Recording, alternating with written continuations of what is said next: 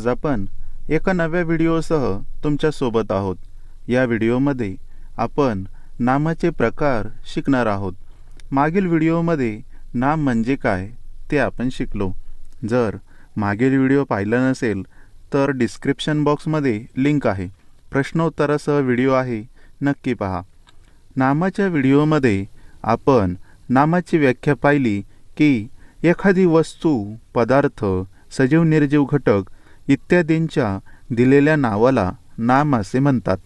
थोडक्यात एखाद्या वस्तूला जे नाव दिले जाते ते नाव म्हणजे नाम होय। जसे पुस्तक, कुत्रा, फुगा, फुलपाखरू ही सगळी नावं आहेत, म्हणजे नाम आहेत। नामाचे प्रामुख्याने 3 प्रकार पडतात।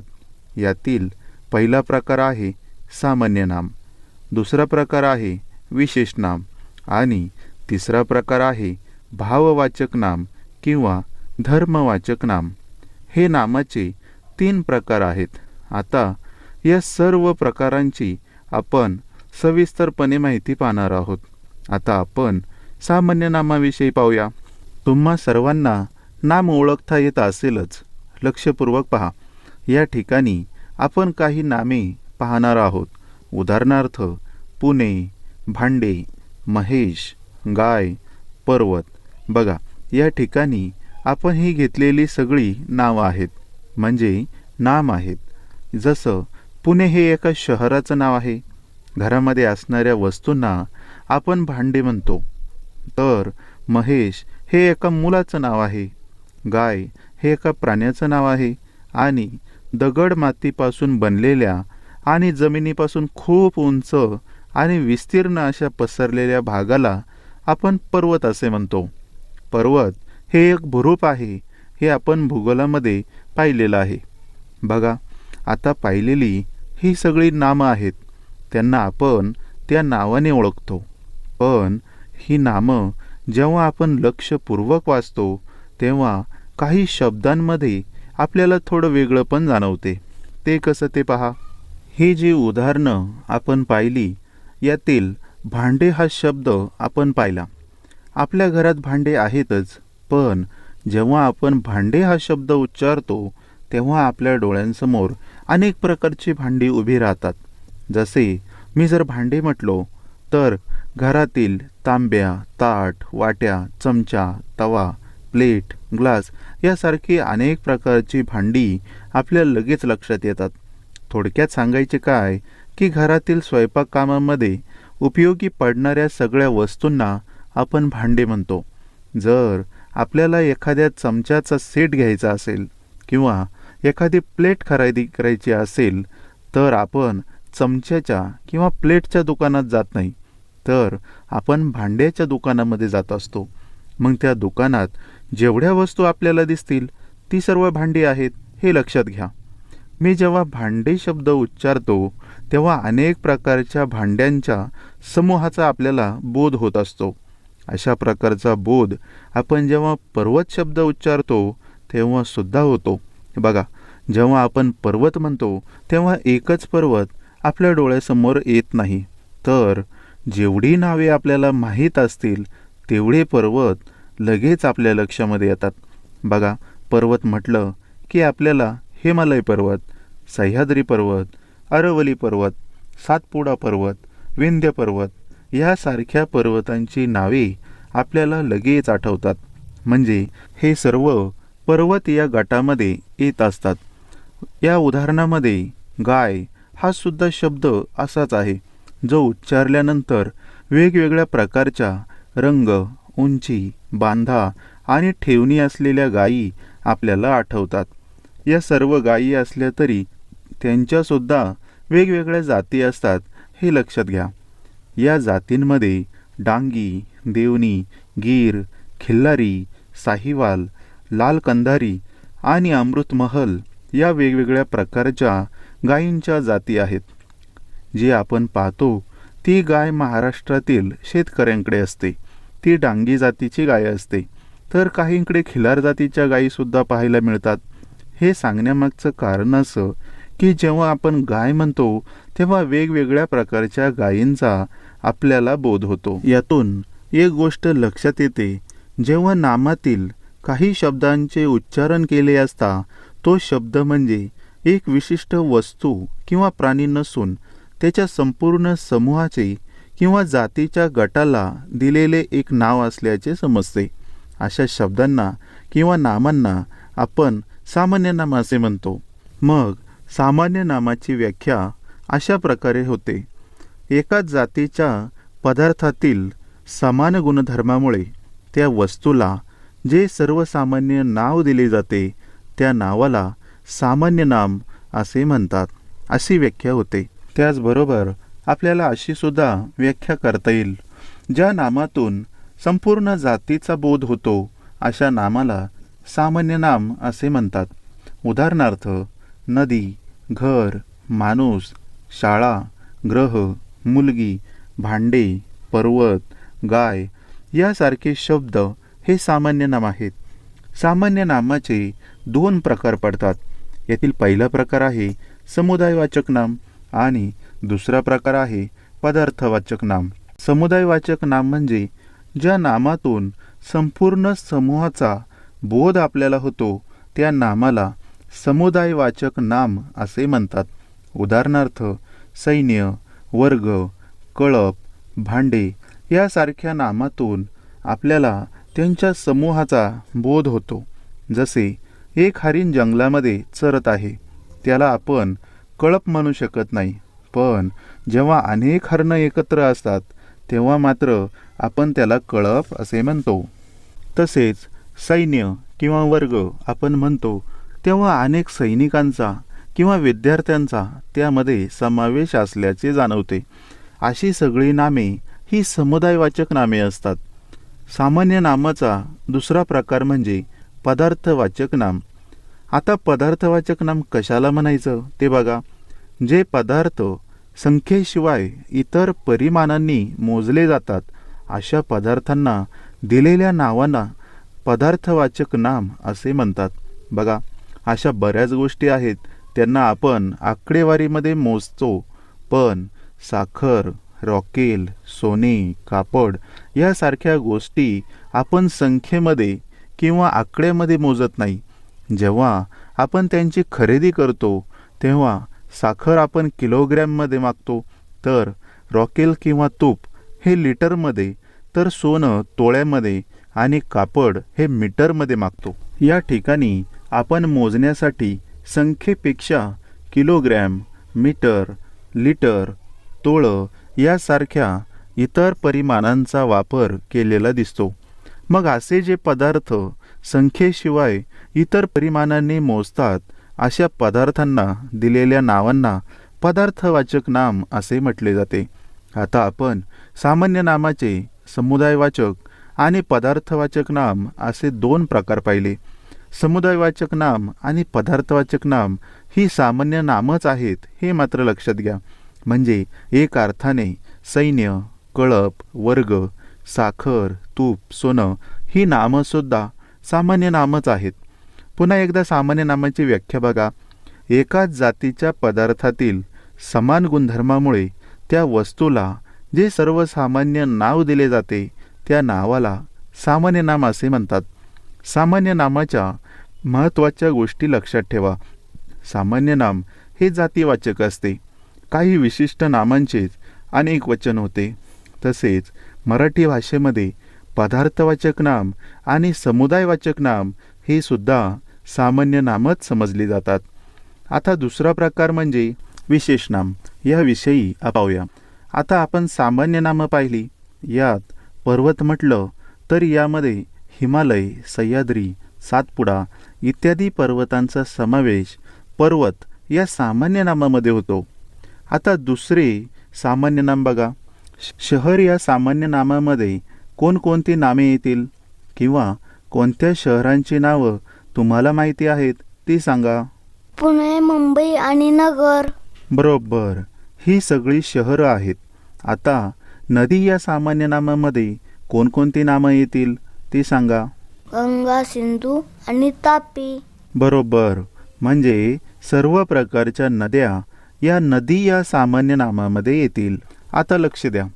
पर्वत, शहर, नद्या या सामान्य नामामध्ये ही सर्व एकाच जातीची आणि समान गुणधर्म असलेली ही सगळी नामं आहेत, ज्याचा उच्चार केला असता कोणत्याही जातीचा बोध होत नाही, तर एखाद्या विशिष्ट पर्वताचा, नदीचा किंवा शहराचा उल्लेख होतो.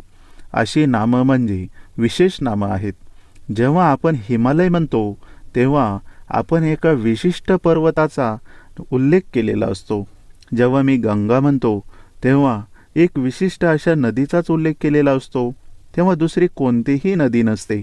जेव्हा वर्गामध्ये मी महेश उभा राहा असे म्हणेल तेव्हा वर्गातील एकमेव असणारा महेशच उभा राहील. मग महेश उभा राहा असं म्हटल्यावर सर्व मुलांनी उभं राहणं गरजेचं नसतं, कारण महेश हे व्यक्तिवाचक नाम आहे. वर्गातील एका ठराविक मुलाचं ते नाव आहे आणि त्यालाच उद्देशून म्हटलेलं असतं. आता विशेष नामाची व्याख्या करायची झाल्यावर ती आपल्याला अशा पद्धतीने करता येईल. ज्या नामाने जातीचा बोध होत नसून त्या जातीतील एका विशिष्ट व्यक्तीचा, वस्तूचा किंवा प्राण्याचा बोध होतो त्यास विशेष नाम असे म्हणतात. उदाहरणार्थ राम, आशा, भारत, अमेरिका, सह्याद्री इत्यादी नामातून आपल्याला कोणत्याही जातीचा अथवा समूहाचा बोध होत नाही, तर विशिष्ट मुलगा, मुलगी, देश इत्यादींचा बोध होतो. म्हणून अशा नामांना विशेष नाम असे म्हणतात. विशेष नाम हे व्यक्तिवाचक असते. आता आपण नामाचा तिसरा प्रकार म्हणजे भाववाचक किंवा धर्मवाचक नाम याविषयी पाहूया. प्रत्येक व्यक्तीमध्ये, प्राण्यामध्ये किंवा पदार्थामध्ये काही सुप्त गुण असतात. जेव्हा त्यांचा सहवास आपल्याला लाभतो किंवा आपल्या सानिध्यात ते येतात तेव्हा त्यातील गुणांचा, भावाचा किंवा धर्माचा परिचय आपल्याला होत असतो. या ठिकाणी धर्म हा शब्द आलेला आहे. धर्म हा शब्द गुण या अर्थाने घेतलेला आहे, हे लक्षात घ्या. उदाहरणार्थ एखादा सज्जन, चांगल्या व्यक्तीचा सहवास आपल्याला लाभतो तेव्हा आपल्याला त्यातील उदारता, त्याचे मोठेपण आपल्याला समजते. एक अर्थाने त्यांच्यातील गुणांचा परिचय आपल्याला होतो. या ठिकाणी भाववाचक किंवा धर्मवाचक नामाची व्याख्या आपल्याला अशा प्रकारे करता येईल. ज्या नामाने प्राणी, वस्तू किंवा पदार्थ यांच्यामध्ये असलेल्या गुण, धर्म किंवा भाव यांचा बोध होतो त्याला भाववाचक नाम असे म्हणतात. उदाहरणार्थ धैर्य, कीर्ती, चांगुलपणा, आनंद, प्रामाणिकपणा इत्यादी सर्व भाववाचक नामं आहेत. पदार्थांच्या गुणांबरोबरच स्थिती किंवा क्रिया दाखवणाऱ्या नामांना सुद्धा भाववाचक नामे असे म्हणतात. जसे धाव, हास्य, नृत्य या क्रिया. तर वार्धक्य, तारुण्य, बाल्य हे शब्द पदार्थाची स्थिती दाखवतात, म्हणून ते सुद्धा भाववाचक नामे आहेत. आता ही भाववाचक नामे कशी तयार होतात ते पहा. ही भाववाचक नामे तयार होताना मूळ शब्दाला प्रत्यय लावला जातो, म्हणजे दुसरा एखादा शब्द जोडला जातो, त्यातून भाववाचक नाम तयार होते. सामान्य नामे व विशेषणे यांना य, त्व, पण किंवा पणा, ई, ता, की, गिरी, वा, आई यासारखे प्रत्यय लावून भाववाचक नामे तयार करतात. ती कशी तयार होतात ते बघा. या तक्त्यामध्ये 4 कॉलम आहेत. पहिल्या कॉलममध्ये शब्द आहेत, दुसऱ्या कॉलममध्ये प्रत्यय, तिसऱ्या कॉलममध्ये भाववाचक नाम आणि चौथ्या कॉलममध्ये इतर उदाहरणं दिलेली आहेत. बघा, सुंदर या शब्दाला य हा प्रत्यय जोडल्यावर सौंदर्य असा भाववाचक नाम असलेला शब्द तयार होतो. याप्रमाणे इतर उदाहरणं सुद्धा दिलेली आहेत. माधुर्य, शौर्य, धैर्य, गांभीर्य ही भाववाचक नामाची उदाहरणं आहेत. तसेच मनुष्य या शब्दाला त्व हा प्रत्यय लावल्यावर मनुष्यत्व हा भाववाचक नामाचा शब्द तयार होईल. याचप्रमाणे शत्रुत्व, मित्रत्व, प्रौढत्व अशी इतर उदाहरणं सांगता येतील. तसेच शहाणा या शब्दाला पण किंवा पणा हा प्रत्यय लावल्यावर शहाणपण किंवा शहाणपणा असे भाववाचक नाव तयार होईल. त्याचप्रमाणे देवपण, मोठेपण, प्रामाणिकपणा अशी इतर उदाहरणे आपल्याला सांगता येतील. तसेच श्रीमंत या शब्दाला ई हा प्रत्यय लावल्यास श्रीमंती हे भाववाचक नाव तयार होईल. याप्रमाणे गरिबी, गोडी, वकिली, लबाडी अशी इतर उदाहरणं आपल्याला सांगता येतील. आता आपण पाहिलेल्या प्रकारांवर आधारित काही प्रश्न उत्तरे पाहूया. पहिला प्रश्न आहे, खालील वाक्यातील अधोरेखित शब्दाचा नामाचा प्रकार ओळखा. आणि पहिले वाक्य आहे, माकड झाडावर चढले. या वाक्यामध्ये माकड या शब्दाखाली रेषा मारली आहे आणि तुम्हाला हा शब्द नामाच्या कोणत्या प्रकारात येतो ते ओळखायचं आहे. याचे उत्तर सांगा. सामान्य नाम. बरोबर, सामान्य नाम हे उत्तर बरोबर आहे. माकड हे एका प्राण्याचं नाव असलं तरी या ठिकाणी माकड हे नाम संपूर्ण माकडाची जात असल्याचे दर्शवते, म्हणून माकड हे सामान्य नाम आहे. आपल्याला माहीत आहे की माकडाच्या अनेक जाती आहेत, जसे गोरिला, चिंपांझी, ओरांगुटान, लंगूर यासारख्या जातींची नावं आपल्याला माहिती आहेत. आता दुसरे वाक्य बघा, नर्मदा नदीचे पाणी अत्यंत स्वच्छ आहे. या वाक्यामध्ये नर्मदा या शब्दाखाली रेषा आहे आणि या शब्दाचा नामाचा प्रकार ओळखायचा आहे. याचं उत्तर सांगा. विशेष नाम. बरोबर, नर्मदा हा शब्द एका विशिष्ट नदीविषयी वापरलेला आहे, म्हणून ते विशेष नाम आहेत. आता तिसरं वाक्य पहा, प्रामाणिकपणा हे कोणत्या प्रकारचे नाम आहेत? याचे उत्तर सांगा. भाववाचक नाम. बरोबर, प्रामाणिकपणा हे नाम हे व्यक्ती किंवा प्राण्यांमध्ये असणारा गुण दाखवते, म्हणून ते भाववाचक नाम आहे. अशा प्रकारे आपल्याला प्रश्न विचारू शकतात. आता मी तुम्हाला खाली काही शब्द देणार आहेत आणि तुम्हाला ते नामाच्या कोणत्या प्रकारात येते ते सांगायचं आहे. आणि पहिला शब्द आहे नलिनी. हा शब्द कोणत्या प्रकारात येतो ते सांगा. विशेष नाम. बरोबर, नलिनी हे नाम एका विशिष्ट मुलीचे आहे, म्हणजे ते नाम व्यक्तिवाचक आहे, म्हणून नलिनी हे नाम विशेष नाम आहे. दुसरा शब्द आहे पाणी. हा शब्द नामाच्या कोणत्या प्रकारात येतो ते सांगा. सामान्य नाम. बरोबर, आपण सामान्य नामामध्ये पाहिल्याप्रमाणे समूहवाचक किंवा पदार्थवाचक नामे ही सामान्य नामच असतात आणि पाणी हा शब्द पदार्थवाचकमध्ये येतो, कारण पाणी मोजण्यासाठी संख्येशिवाय इतर परिमाणांचा वापर केला जातो. आता तिसरा शब्द बघा, वात्सल्य. हा शब्द कोणत्या प्रकारात येतो ते सांगा. भाववाचक नाम. बरोबर, वात्सल्य हे व्यक्ती किंवा प्राण्यांमध्ये असणाऱ्या गुणांना दर्शवते, म्हणून ते भाववाचक नाम आहे. आता पुढचा शब्द आहे प्राणी. हा शब्द नामाच्या कोणत्या प्रकारामध्ये येतो ते सांगा. सामान्य नाम.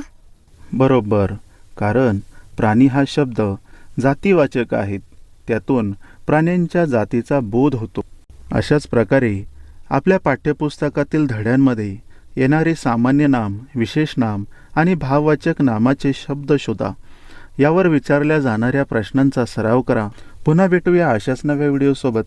तोपर्यंत पाहत राहा, शिकत राहा. धन्यवाद.